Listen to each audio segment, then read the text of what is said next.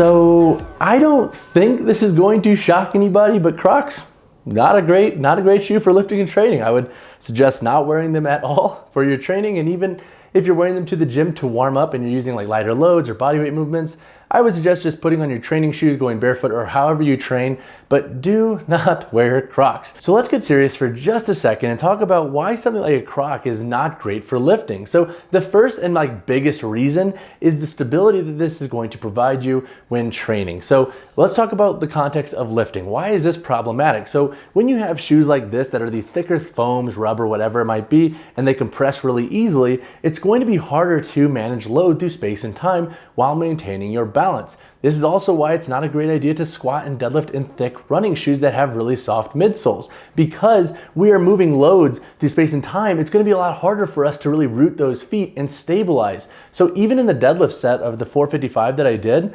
yes, I performed them and got through them, but I hated this shoe because I used my quads so much off the floor that I was noticing right away the forefoot here was compressing. I would then shift forward and then my form was a little bit off. So it was really hard for me to stabilize and break the floor in a shoe like this. And this is why, again, I recommend not using thicker running shoes for things like deadlifts, squats, or really any movement where you're gonna be loading them a little bit heavier. So the first reason is just the overall stability that you're gonna get with this shoe. You wanna feel a bit more connected to the ground. And this is why in cross training shoes, we have medium and high density foam midsoles, because they are better at mitigating compression. And in things like weightlifting shoes, we have TPU heels and really thick rubber soles, because that's not going to compress under different weights. The second reason why Crocs are not great, even if you put them in sport mode, is because with this type of shoe, you're gonna be sliding all around. So if you're moving forward, backwards, or laterally, and you're really trying to dig that foot into the ground and propel yourself in whatever direction you might be going in,